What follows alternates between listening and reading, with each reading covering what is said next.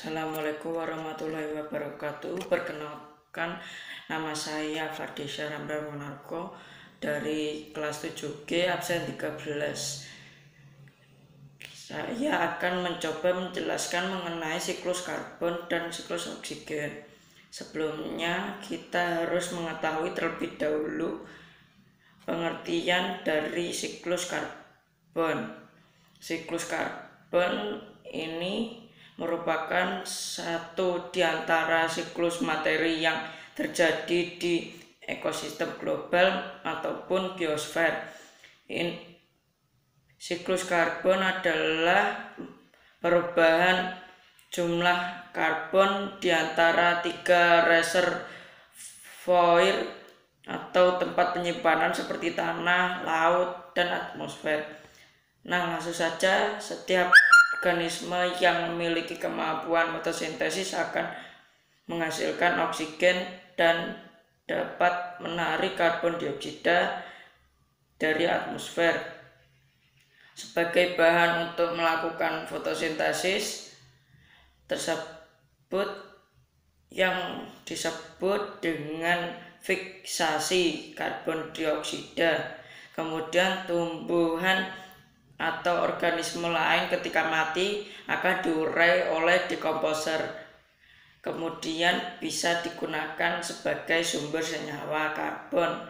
Nah, daur atau siklus dan oksigen ini adalah siklus perubahan senyawa berbasis karbon dan oksigen dari satu ke bentuk lain. Secara khusus, siklus ini merupakan siklus biokimia yang melibatkan makhluk hidup, yang berarti bio, proses dalam bumi yang merupakan geo, dan reaksi kimia yang merupakan kimianya, sehingga disebut dengan siklus biogeokimia.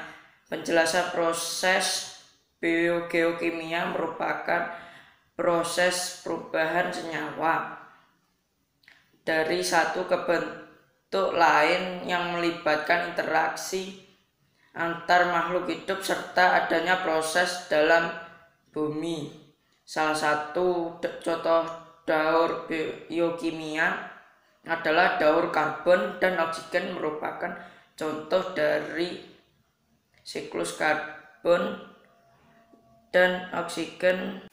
Kemudian bisa digunakan sebagai sumber senyawa karbon di alam dan dapat digunakan sebagai bahan bakar fosil oksigen yang dihasilkan fotosintesis tumbuhan yang akan digunakan oleh manusia dan hewan sebagai proses respirasi. Ketika proses respirasi berlangsung, organisme seperti manusia dan hewan akan mengambil oksigen, proses pernafasan, dan kemudian melepaskan karbon dioksida.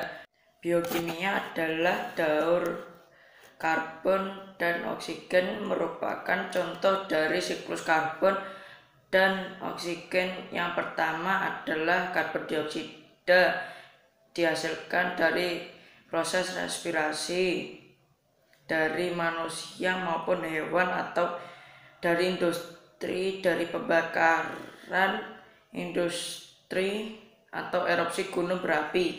Nah, kemudian karbon dioksida atau CO2 di atmosfer. Karbon dioksida yang berada di atmosfer ini akan diserap juga oleh fitoplankton di lautan. Kemudian fitoplankton ini akan dimakan oleh zooplankton, dan zooplankton ini akan dimakan oleh ikan paus, sehingga jika ikan paus mati atau menjadi bangkai, dia akan menjadi fosil dan kemudian kembali menjadi sumber senyawa karbon yang menjadi batu bara atau minyak yang dapat dimanfaatkan kembali oleh industri, sehingga industri akan kembali menghasilkan karbon dioksida siklus karbon dan oksigen ini akan terus